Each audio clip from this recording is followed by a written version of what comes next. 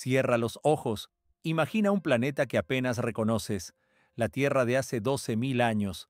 Es el final del Pleistoceno, un tiempo en que el hielo empezaba por fin a retirarse tras una pesadilla glaciar que pareció interminable. Colosales glaciares cubrían Europa y Norteamérica con un caparazón de casi 1 kilómetro de espesor, y ese escudo helado comenzaba a retroceder, abriendo grietas por donde asomaba un mundo que renacía. El nivel del mar era entonces 120 metros más bajo que el actual. Gran Bretaña estaba unida al continente europeo por tierra. El istmo de Bering seguía existiendo como un puente natural entre continentes. Los últimos mamuts, los rinocerontes lanudos y los perezosos gigantes caminaban aún por la tundra como sombras de una edad que agonizaba lentamente. En ese mundo, la humanidad vivía al borde mismo de la supervivencia. Eran pequeñas bandas de cazadores-recolectores, dispersas, frágiles y siempre en movimiento. No tenían morada fija, no poseían nada que no cupiera en la espalda, desconocían la rueda, ignoraban el metal, no habían inventado la cerámica y no sabían escribir. Su vida era una persecución incesante de alimento y una fuga constante de los depredadores. Los manuales escolares que nos formaron a nosotros y a nuestros padres sostenían sin titubeos que la organización social compleja, la religión y la arquitectura monumental solo aparecieron después de la invención de la agricultura. Primero el pan, luego el templo. Aquello parecía un axioma, una ley inamovible de la evolución de la civilización. Los cazadores, se decía, no levantan megalitos ni fundan culturas duraderas. Les falta tiempo, recursos y organización.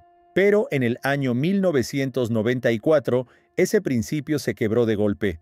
En la abrasada provincia suroriental de Schönlurfa, el arqueólogo alemán Klaus Schmidt subió a una colina que los lugareños llamaban Göbekli Tepe, la colina panzuda. Buscaba rastros del neolítico más antiguo, indicios discretos, quizá herramientas de piedra. En cambio, halló algo que hizo vacilar su cordura de científico veterano. Bajo una capa de tierra roja y de sedimentos acumulados durante siglos, no yacían chozas ni huellas de un campamento efímero. Se escondía un complejo gigantesco, un bosque de piedra, anillos de monolitos, recintos que respiraban la solemnidad de los templos. Era tan inverosímil como encontrar restos de un avión en la superficie de la Luna. La datación por radiocarbono de materia orgánica atrapada en los muros arrojó un resultado que dejó sin aliento a los laboratorios de Heidelberg y Oxford, 10º milenio antes de Cristo. Aquel complejo resultó ser unos 7.000 años más antiguo que Stonehenge. Superaba en alrededor de 7.500 años la edad de las grandes pirámides de Giza. Era anterior incluso a los zigurats sumerios, considerados durante mucho tiempo los primeros templos del planeta. En el momento en que manos desconocidas levantaban esas paredes, la humanidad, según nuestras certezas, debía habitar el jardín de infancia de la historia. Sin embargo, en esa colina se alzaba con rotunda evidencia una universidad en piedra. La noticia fue una supernova arqueológica, un estallido que iluminó lo que creíamos una noche cerrada y nos recordó que, sobre nuestro propio pasado, sabemos mucho menos de lo que imaginamos. Emprendamos la investigación. Descendamos a la excavación, donde cada piedra parece gritar lo imposible. Observemos la química de los suelos, la geometría de los muros, la astronomía que ordenaba el cielo antiguo. Crucemos la mirada con las bestias talladas que custodian un secreto nacido en el punto cero de nuestra memoria. Hablemos primero de física, de fuerza bruta y de logística. Göbekli Tepe no es una choza reforzada, es arquitectura megalítica. El conjunto está formado por recintos circulares y ovalados, verdaderas claves de piedra. El diámetro de algunos alcanza hasta 30 metros. En el centro de cada círculo se yerguen dos columnas gigantes en forma de T. Alrededor, adosadas a los muros, se alinean otras columnas más pequeñas que completan el anillo sagrado. El material es caliza dura, obstinada bajo el cincel. Los monolitos centrales pesan del orden de 15 a 20 toneladas. En una cantera cercana se localizó un bloque inacabado de unas 50 toneladas, una mole dormida a medio arrancar. Imagina el desafío: sin metal, sin rueda, sin caballos ni bueyes, animales que serían domesticados muchos milenios después, con solo hachas de sílex, cuerdas de fibra vegetal y la fuerza del cuerpo humano. La cantera más próxima se ubica en la meseta, a unos cientos de metros. Extraer una sola columna con herramientas de piedra exigiría, durante meses, el trabajo sostenido de un equipo de talladores. El sílex se embota en la caliza, obliga a reemplazar continuamente los filos. Montañas de lascas testifican millones de horas humanas acumuladas en una obra pertinaz, y arrancar el bloque es apenas la mitad del problema. Hay que moverlo. Los cálculos de ingeniería sugieren que desplazar un bloque de unas 20 toneladas sobre rodillos de madera pide una coordinación impecable. En aquella época había árboles en la región, y aún así mover la piedra cuesta arriba requiere el esfuerzo simultáneo y organizado de alrededor de 500 personas. 500. En el mundo cazador-recolector, el grupo típico reúne quizá de 20 a 30 individuos, una familia ampliada, un clan. No viven en grandes concentraciones porque el territorio no puede sostener una multitud que consume sin parar. Para congregar 500 hombres sanos en un mismo punto, hubo que unir decenas de bandas y tribus, alimentarlas, asegurar agua, garantizar descanso. Eso implica logística, implica planificación, implica jerarquía. Alguien tuvo que dar órdenes, alguien dijo, vamos a hacerlo, y otros obedecieron. Allí nace el poder. Allí asoma la desigualdad social. Los suelos de los recintos están hechos de un mortero pulido a base de cal quemada, un hormigón primitivo. Quemar cal demanda temperaturas de unos 800 a 900 grados y enormes cantidades de combustible. Es un proceso industrial en toda regla. La tecnología que durante mucho tiempo atribuimos a los romanos existía aquí miles de años antes, alrededor de 9.000 años antes de que Roma fuese fundada. El resultado es un piso impermeable, nivelado con precisión. ¿Para qué? Para contener agua u otros líquidos, con un cuidado que revela propósito y maestría. Un barrido geomagnético de toda la colina mostró que no hay solo los 4 recintos ya exhumados. Bajo la tierra dormitan muchos más. Se insinúan alrededor de 20 círculos con cientos de columnas. Lo que vemos es el 5% de un iceberg cultural. No era simplemente un templo, era una metrópolis de lo sagrado, un lugar de peregrinación de escala comparable a la Meca o al Vaticano, levantado por gentes que aún no habían inventado un cuenco de barro. Descendamos al recinto más completo y quizá el más inquietante. Mira las columnas. La forma de T no es una abstracción geométrica, es un cuerpo humano estilizado. La barra horizontal es la cabeza, mostrada de perfil y sin rasgos. El fuste vertical es el torso. En los cantos finamente talladas aparecen manos de dedos largos que descienden y se posan sobre el vientre. En la cintura asoma un cinturón con hebilla. De él cuelga un taparrabos de piel de zorro. Son gigantes sin rostro, dioses o ancestros convertidos en pilares. Se disponen en círculo, como en consejo, y no están solos. La piel de la piedra está cubierta de relieves. No muestran escenas apacibles. En las cuevas paleolíticas de Altamira o Lascaux, los humanos pintaron lo que comían. Ciervos, bisontes, caballos. En Göbekli Tepe dominan los que asustan y acechan a las personas. Leones de fauces abiertas, jabalíes con colmillos desmesurados, leopardos tensos, serpientes, miles de serpientes, madejas de víboras reptando sobre la caliza, escorpiones, arañas, ciempiés, buitres que sostienen esferas en las garras, cabezas humanas, piezas que destilan amenaza. El simbolismo es agresivo, turbador. Los historiadores del arte se quedan sin palabras. No es un templo de gratitud hacia la naturaleza, es un templo del miedo, una arquitectura erigida para domesticar el caos. Las imágenes están realizadas en alto relieve. Los animales emergen del bloque como si cobrasen vida. Algunas tallas son prácticamente tridimensionales. Un depredador que desciende por la cara de una columna parece listo para saltar. La calidad de la talla es formidable. La fidelidad anatómica, las costillas de los leones, las articulaciones de los artrópodos, delata un conocimiento minucioso de la muerte y del cuerpo. ¿Por qué las figuras humanas carecen de rostro? Muchos investigadores hablan de un tabú, la prohibición de representar la faz de una entidad sagrada o de un antepasado concreto, una fuerza impersonal, un poder que observa sin ojos visibles. Pero el conjunto no es solo galería de monstruos, es también un instrumento científico de alta precisión. La arqueoastronomía estudia la orientación de los monumentos antiguos respecto del cielo. El profesor Giulio Magli, del Politécnico de Milán, cargó el plano de Göbekli Tepe en un simulador del firmamento. Hizo retroceder el reloj 12.000 años. El cielo entonces era otro. Por la precesión, ese bamboleo lento del eje terrestre, las estrellas cambian su posición aparente. La estrella polar no ocupaba el sitio actual. Las constelaciones se alzaban más o menos sobre el horizonte.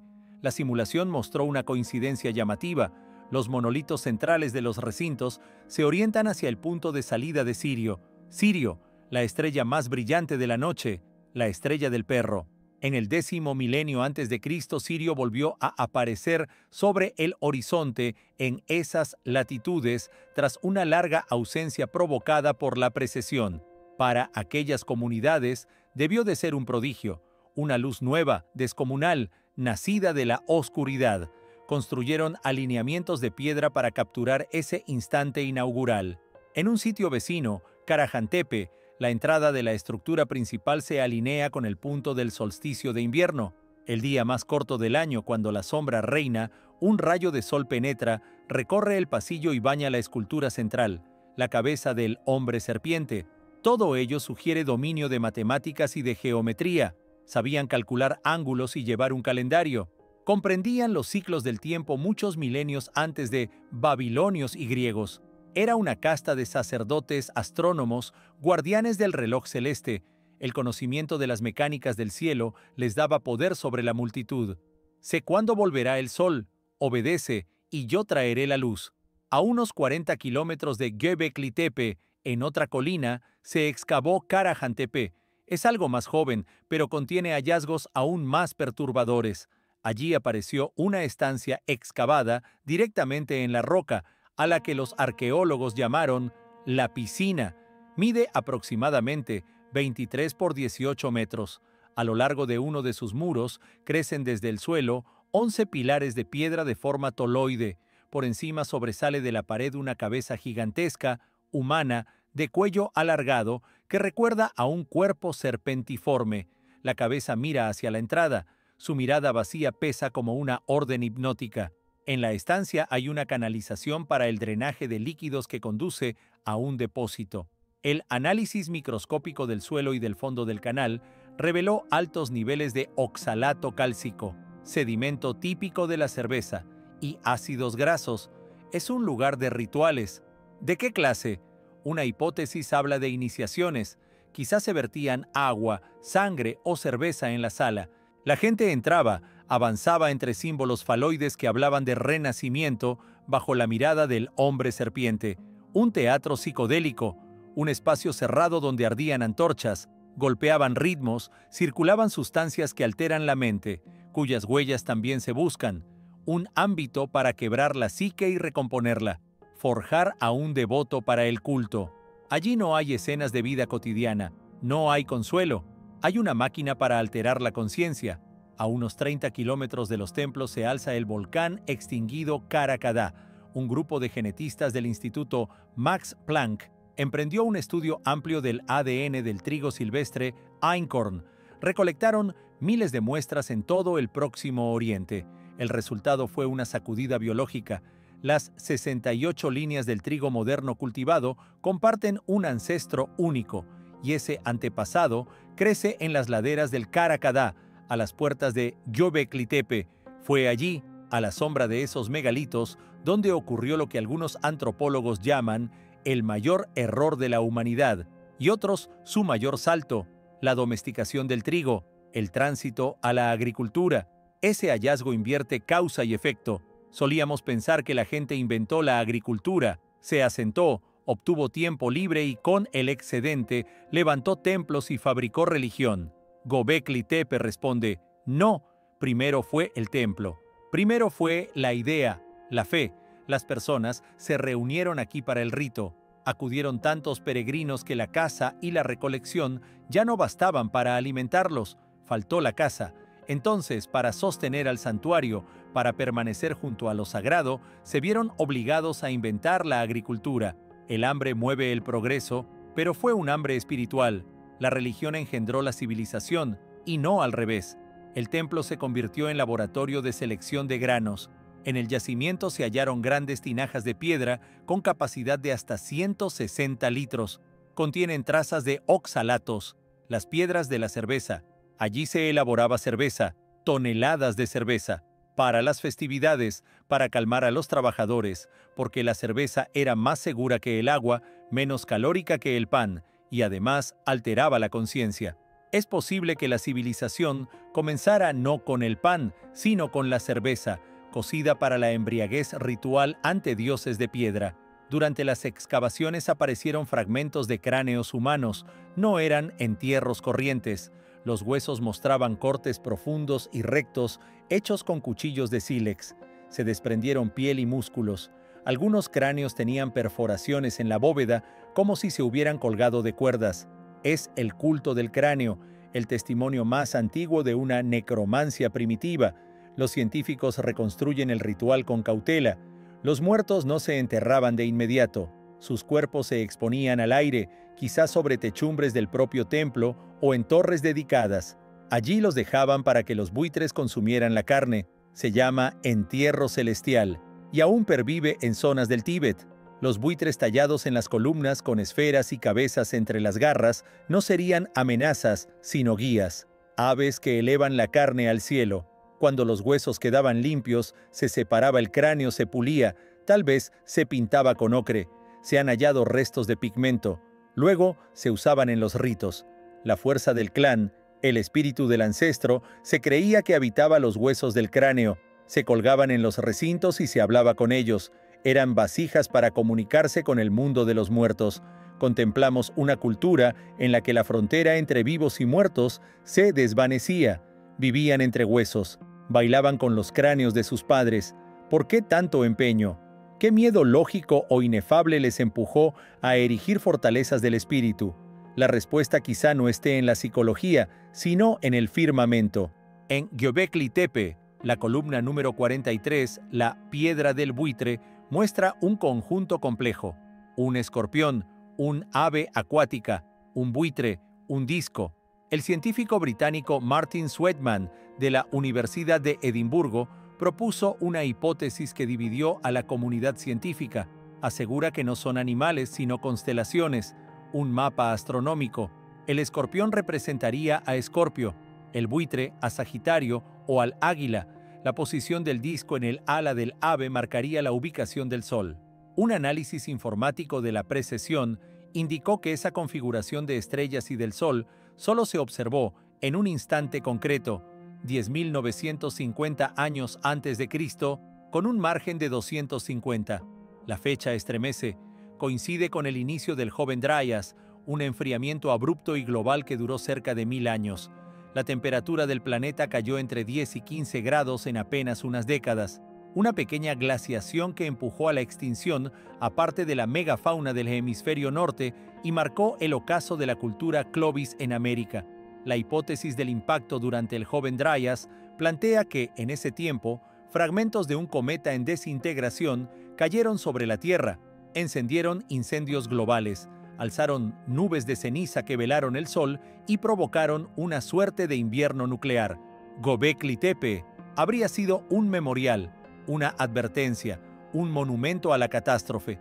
Los animales de las columnas serían emblemas de las constelaciones atravesadas por los fragmentos, quizá asociados al radiante de la lluvia de meteoros de las Táuridas. El zorro recordaría un asterismo septentrional. Aquellas gentes tallaron el complejo para inscribir la fecha del fin del mundo y advertir a los descendientes: esto vino del cielo y puede repetirse, o para aplacar a los cielos que arrojaron fuego y hielo sobre la tierra. Ese temor del firmamento explica los recintos protegidos, los muros gruesos, la obsesión por la muerte y el desfile de animales guardianes. Eran supervivientes de un desastre planetario. Intentaron negociar con los dioses que casi los aniquilaron. En el año 2023 se halló en Karajantepe una estatua que se aparta del habitual desfile de animales. Es un tótem. No son bestias. Son cabezas humanas apiladas una sobre otra. Los rostros están retorcidos por muecas de dolor o gritos. Los ojos desorbitados, las bocas abiertas. La figura superior, humana o demoníaca, sujeta la cabeza de otra en sus manos. Es una estructura de dominación. Es la primera imagen que tenemos del poder de unos hombres sobre otros, de la desigualdad social convertida en piedra. Yo estoy más alto que tú. Tu vida cuelga de mis dedos. Allí nace la política. En ese santuario, por vez primera, la humanidad se dividió en amos y esclavos, sacerdotes y rebaño. Vemos el instante de la caída, el tránsito desde la igualdad ruda de los cazadores a una dura teocracia avalada por la religión y por el miedo. El misterio más desconcertante de Göbekli Tepe es su final. Las civilizaciones suelen extinguirse bajo el fuego de la guerra o se abandonan por epidemias. Los templos se derrumban con los siglos. Aquí ocurrió otra cosa. Hacia 8000 años antes de Cristo, tras aproximadamente 1500 años de uso, quienes levantaron esta maravilla decidieron borrarla, no destruirla sino esconderla. Acumularon miles de toneladas de tierra, cascajo, huesos de animales y desechos domésticos, todo a mano con cestas. Rellenaron con cuidado las salas capa a capa, sepultaron columnas, estatuas y altares, sobrerelevaron un túmulo artificial de unos 15 metros de alto, lo ocultaron bajo tierra. Fue una labor titánica comparable a la construcción. ¿Por qué dedicar tanta energía al ocultamiento? ¿Por qué enterrar a sus dioses? Puede interpretarse como un acto de protección. Ocultaron el santuario ante enemigos inminentes, confiando en volver algún día, un retorno que nunca llegó, o como un acto de miedo, de renuncia. Quizá la nueva religión exigía clausurar portales antiguos. Tal vez los viejos dioses se volvieron demonios, o comprendieron que la máquina ritual que habían erigido no funcionaba como prometía, que exigía demasiada sangre, o que no les salvó de la desgracia. Sellaron al genio en su botella, cubriéndolo con un sarcófago de tierra. Gracias a ese entierro cuidadoso, el conjunto se preservó de manera admirable. La erosión no atacó la caliza blanda. Los vándalos no alcanzaron las esculturas. Contemplamos la piedra como la vieron los sacerdotes el día en que la ocultaron, hace unos 10.000 años. Y aún así, este olvido deliberado inquieta. ¿Qué fuerza empuja a una sociedad a renegar de su obra mayor, de su corazón, hasta borrarlo del paisaje para siempre? Pruebas acústicas recientes en el lugar han revelado un efecto extraño. La forma anular de los muros y el piso pulido crean una resonancia casi perfecta. Si se golpea un tambor en el centro del círculo, el sonido crece y se transforma. La frecuencia de la resonancia ronda entre 90 y 110 hercios. La neurofisiología sabe que esa banda incide en el funcionamiento del cerebro humano, suprime la actividad en los centros del habla del hemisferio izquierdo y estimula áreas ligadas a emoción, creatividad y trance en el hemisferio derecho. Provoca un leve estado hipnótico, un cambio de conciencia. Los chamanes han usado tambores durante siglos, pero aquí el templo entero es el tambor. Los constructores antiguos afinaron su arquitectura como si fuera un instrumento. Imagina la noche, antorchas vacilantes, sombras danzando sobre columnas pobladas por bestias, olor a sangre de sacrificios, humo de hierbas alucinógenas, un zumbido grave que brota de la piedra y atraviesa el cuerpo hasta fijarse en la mente. La gente caía en éxtasis, veía a los dioses, se perdía a sí misma. Era una máquina psicodélica, una tecnología para modelar la conciencia colectiva. Quien controlaba el sonido del recinto, controlaba a la tribu, un poder sostenido en la neurofisiología. Göbekli Tepe y Karahan Tepe son cajas negras de nuestra historia. Nos muestran que nuestro relato lineal, de lo simple a lo complejo, del palo al cohete, es cuanto menos incompleto. Esas piedras dicen otra cosa. Hubo un destello, un auge súbito de ingenio, de técnica, de organización, de arte, justo después de la era del hielo. Luego un desplome, una edad oscura. La gente olvidó cómo alzar monolitos, olvidó la astronomía aplicada, olvidó la cal. Regresó a aldeas de barro y a soluciones sencillas durante milenios. ¿Por qué? Tal vez por agotamiento, por falta de recursos, por epidemias o por una rebelión social contra una teocracia que exigía más y más sacrificios y trabajo. Tal vez las comunidades se levantaron contra ese gran hermano de piedra y lo enterraron para recuperar una vida más simple. La tierra recuerda, y ahora que hemos abierto ese archivo, debemos leer el mensaje. Impone respeto. Nos dice que la civilización es frágil, que no está garantizada, puede brotar de repente y desvanecerse sin dejar rastro, salvo piedras extrañas y un trigo domesticado que aún comemos a diario. No somos los primeros en intentar domesticar el mundo. Somos herederos de quienes sobrevivieron a un apocalipsis y quisieron fijar su miedo en piedra. Quizá, al contemplar el destino de los constructores de Göbekli Tepe, debamos preguntarnos qué quedará cuando nuestro hormigón sea arena y nuestras nubes digitales desaparezcan sin electricidad. Hace 12.000 años, los humanos miraban las estrellas con temor. Hoy las observamos a través de los telescopios James Webb. La angustia existencial, sin embargo, no ha desaparecido. Solo aprendimos a disimularla, como ellos escondieron su templo bajo colinas de tierra. A día de hoy se ha estudiado apenas un 5% del complejo. El radar de penetración terrestre insinúa estructuras aún mayores a mayor profundidad, en estratos inferiores. En las colinas vecinas de la provincia de Şanlıurfa se han identificado una docena de sitios parecidos dentro del proyecto Taş Tepeler, las colinas de piedra. Es toda una red. Los arqueólogos aseguran que hay trabajo para 100 años. Cada temporada trae artefactos que desafían teorías previas. Surgen falos de piedra, figuras de mujeres pariendo, complejos drenajes, máscaras talladas en roca. Estamos al umbral de un hallazgo que quizá nos obligue a entender que la legendaria Atlántida no es una isla perdida en el océano, sino una época de la historia humana, una era de alta cultura extraviada. Sus huellas empezamos apenas a rescatarlas bajo las colinas de Turquía, y esas trazas nos guían hacia la penumbra, al corazón de lo humano, donde la fe, el arte y la crueldad se anudan en un solo lazo imposible de deshacer.